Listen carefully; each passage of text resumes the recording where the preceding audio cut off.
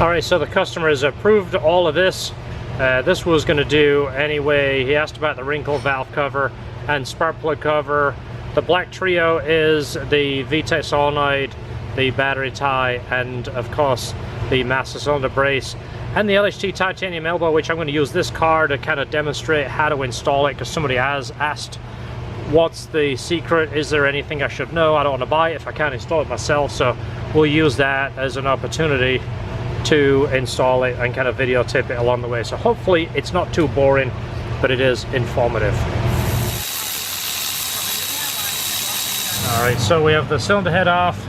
Obviously some of this water is just splashed from the head. Obviously you pick the head up and a little bit of dripping of coolant in here, but we're going to go ahead and clean everything up, take a look in here. But we did a leak down on this and it was all in the head, so the bottom end is good, but we'll clean it up just to verify it and we'll show you the head.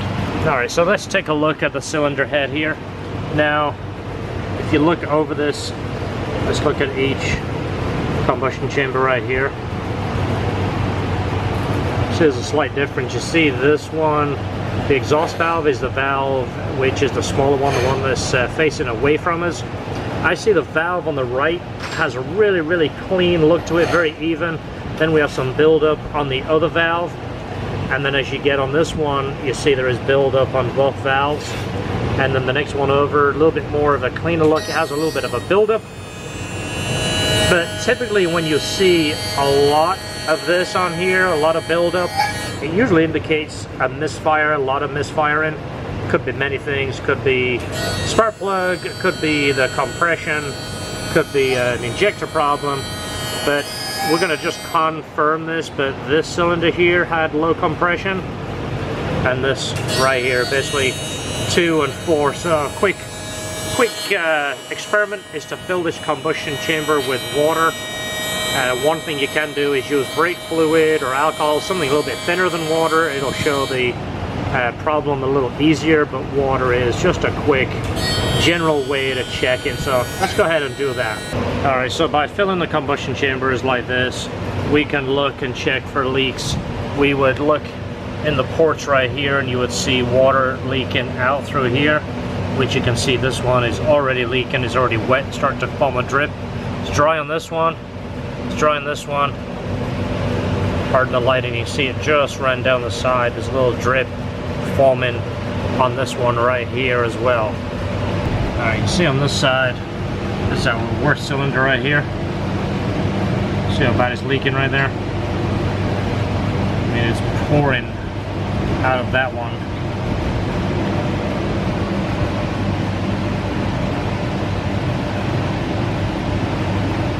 See how the water is dropping pretty quick on there. Pretty much confirms that, right? This one's pretty good, that one's dry, that one is bad, that one is dry, this one is just starting to drip a little, nowhere near as bad as this one. This one's trashed. Alright, we got our complete fresh head now, AP2 retainers and keepers of course, and the valves we have changed to Ferrer 6000 series. So all the valves have been tumble polished and then cut, and the seat's been cut. It's got a competition valve job on here. It does help and run a little bit better, and you can see how nice the combustion chambers are. I mean, this has been obviously bead blasted to clean it up. It's a used head that we pre-built, but you can see how nice the combustion chambers are. This is essentially a factory combustion chamber just cleaned up, but that is amazing. It's the closest thing to an F1 head you will see if you ever get a chance to look at one.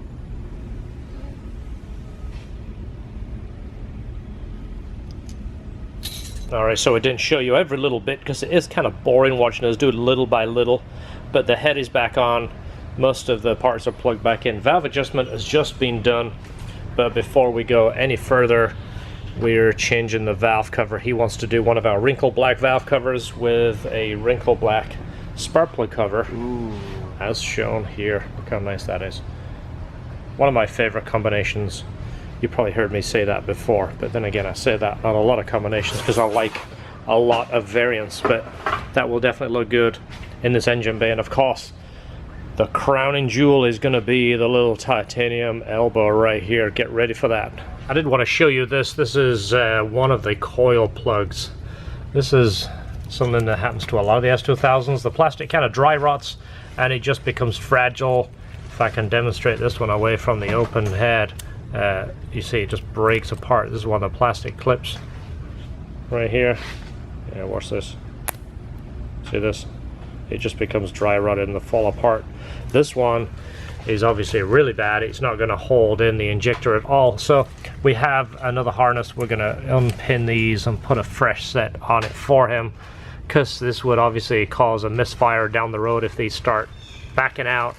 The injector backs out, this could cause a misfire, which will cause more problems down the road. So we don't want that. We want it to run as best as we can. So just an observation, the blue ones, which are the newer S2000 ones, don't seem to have a cracking issue. So I think they've solved this by changing the material, because even these, when we see them, you know, from an 06, we don't see, I don't think we've seen these break at all, have we? The blue ones now. I don't think we've seen them break. So this is obviously a better plastic. Coils are notorious for breaking too. These, I see the tabs break off the side. This is another issue. We're gonna zip tie these on. Just basically put a zip tie between the wires and around the coil pack just to prevent this backing off. But obviously the injectors isn't something we can do. Replace the coil clips. They were in the same shape as the injector clips, where they just dry rot. Like these here. These are the injector clips. The insides of them just kind of fall out. The coil clips, the same way. The tab's gone that holds it in, and the insides just kind of come out of them.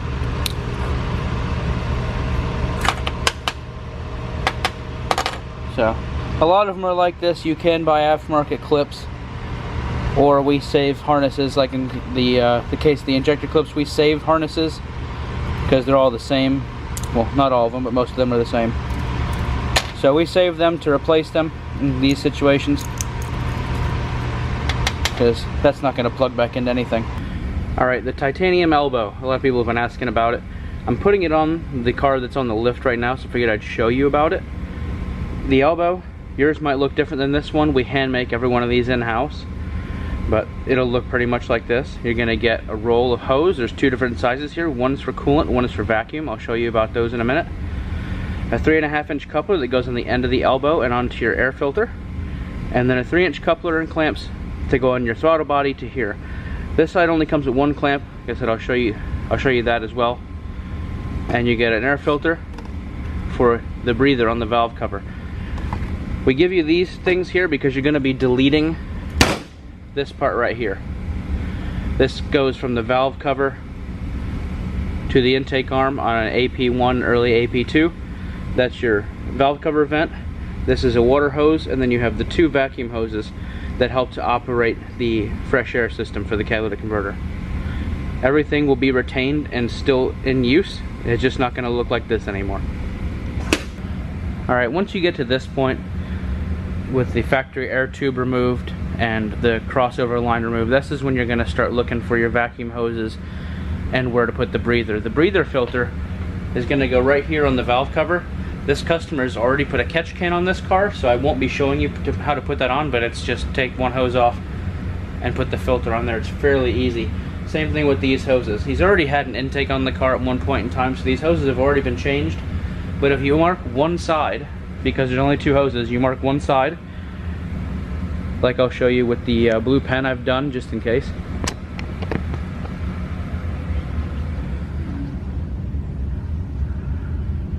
Mark one on the metal part and on the hose with whatever color you choose in paint marker. That way you can't get them mixed up. You can see the factory has done the same with white on that one, but it wears off of the hose over time. And just take the hose supplied in the kit and connect from there. You can see the top one goes to this guy here. It's a little one-way valve. Now if you put a straight new piece of hose from there to there, and then the same thing, this bottom hose goes to the valve that I've already mounted down here. We don't need to do that. I just did it because it was loose. It can stay right here, the factory mounting location, and just take the piece of hose from there and go directly to there and get rid of that metal tube completely. And then this one, the lower radiator hose, or it's not a radiator hose, but the coolant hose, goes from here to the throttle body. This customer has taken the throttle body coolant passage and unhooked it already, but the front one here, you're going to go from there to there with the piece of hose supplied in the kit. Next, you'll put the 3-inch coupler on the throttle body with the both clamps supplied, and you'll want to tighten them down to where they both line up. You know, no matter where they are, just make sure they're both in the same location.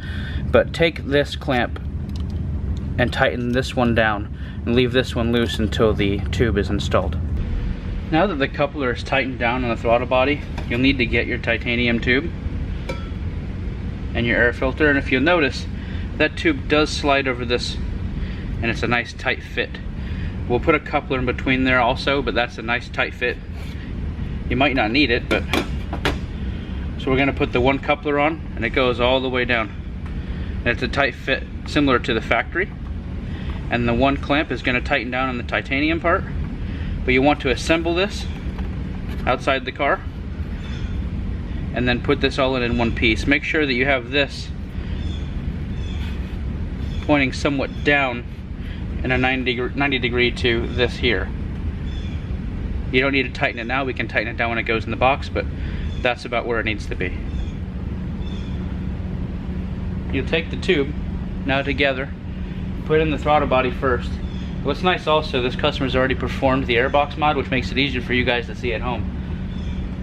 So you put the tube in the throttle body and then rotate it down until the peg goes into the factory hole. That's lined up. Now we'll tighten all the clamps. All your fingerprints on here as well. You wipe this whole tube down with WD-40 when you're done, it'll look like brand new. One more filter you'll see supplied in the kit is this small filter that has a large opening on the bottom. This filter is for the AP1 and the early AP2, and this is for the fresh air intake for the catalytic converter system. This goes over the factory metal tube that goes into the intake arm. I'll show you one installed. Alright, so this tube is the tube that you would see normally in the side of your factory airbox elbow. The factory metal part there can come out of the tube. You need a screwdriver. You put the screwdriver into the tube and bend it like that, and you can pull that right out and then put this filter over it. We put a zip tie there on the bottom to keep it on, and then you take this and you can put it under the AC lines and zip tie it out of the way, and then it's nice and hidden. You never know it's there. And now with the tube in and all your fingerprints removed with a little WD-40 and a lint-free cloth, make sure all your hose clamps are in the same direction so that it looks uniform. Now you can take your airbox lid, put it right back over it.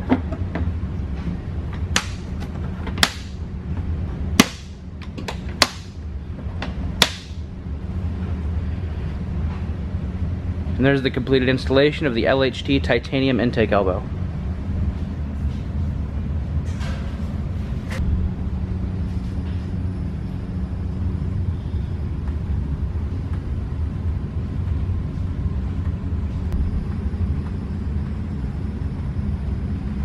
Alright, so we're going to put fresh water in first and just kind of flush it out. The fluid had a little bit of a funny color to it, so we'll run it, get it up to temperature with just straight clear fluid, and then we put fresh coolant in there. It sure looks better. I definitely like the look of that arm. Alright, so we're going to let this flush through, but let's go ahead and start it.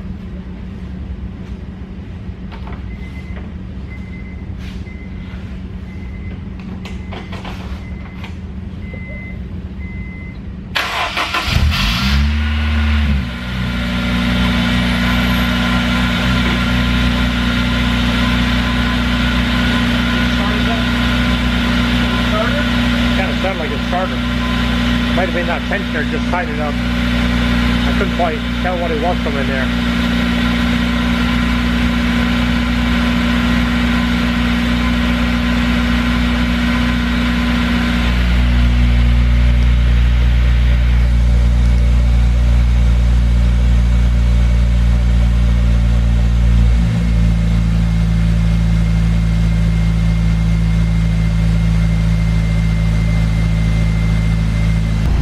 Alright, so it's been running for a few minutes. We've got the fluid to flush a little bit. What's that black thing in there? I'm going to regret touching that 'cause it's red hot. It's hot, but you see the colour of the yuck fluid? That was fresh water. We drained it all the way out, so we're going to let that circulate and get rid of that. You hear how quiet the motor is? Hear that?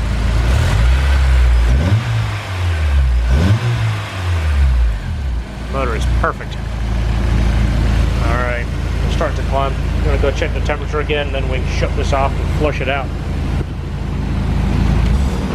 Okay, so I've been trying to replicate the sound so I can share it with you. This is the sound of a starter hanging up right after start. It did it the first time when I started it, but I wasn't out here, so I couldn't identify it to be 100%. So get ready. George's going to go ahead and start it, and you'll hear that sound. You ready? It did it 3 times in a row.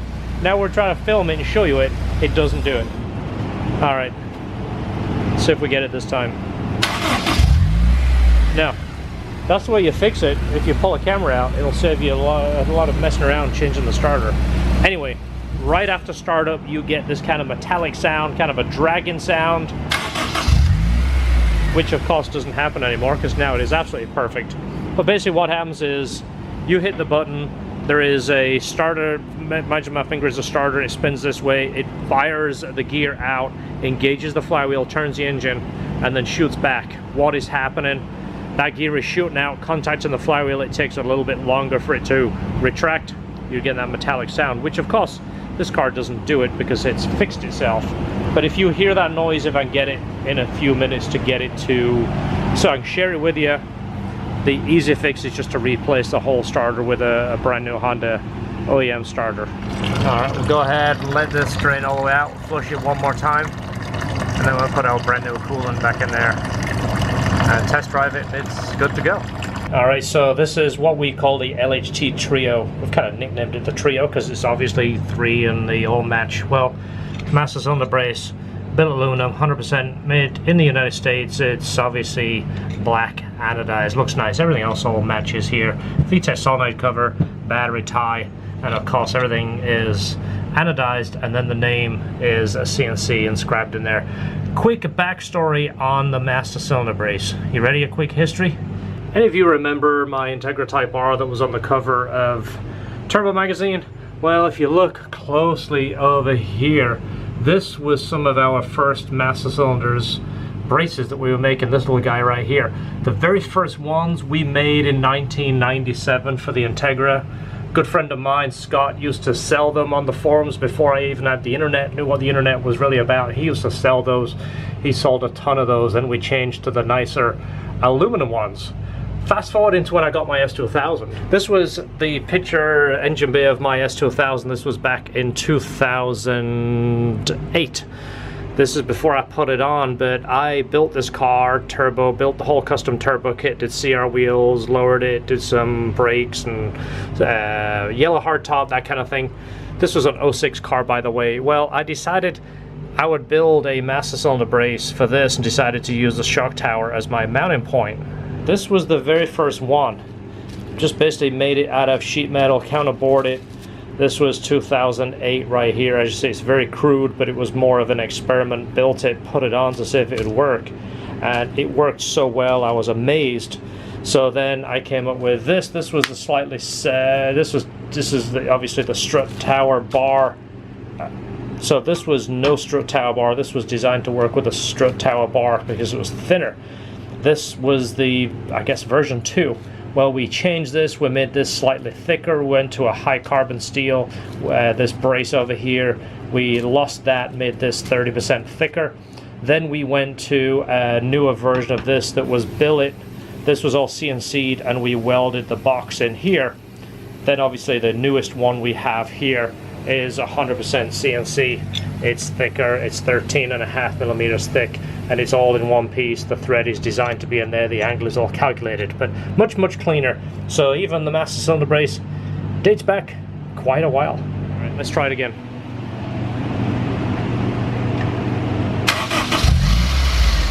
It did it. There is the noise. So that dragging sound right after startup, That's the noise we're talking about. That is the starter hang-up. So it only took us like 50 times to get it to go on camera. We've flushed this. This is the new coolant. It's got a yellow color. I don't like it as much as either the bright green or the blue. This is the new coolant. It's designed to mix with anything. If you don't use that, it can turn into like a thick, gooey mess, and it will clog up the coolant jackets and obviously the radiator. So you got to use this, even though it looks a little bit like pee. You ready again? Yep. Alright, this one's all done, ready to go back. We did install what we are going to call the LHT Trio. It's a black anodized battery tie, black anodized VTEC solenoid cover, and our black anodized brake brace. All black with the logo engraved, all made in the USA, locally, right down the street from us. Titanium elbow, a little bit of a cleanup. I messed with the inlet manifold a little bit when it was off because he had a big throttle body on there and a small manifold. Didn't charge him for it or anything. I just kind of looked at it and said, well, I'll have the manifold off. Might as well go for it because no one's going to have this manifold off again for a long time. So it's all back together, running great, ready for the customer.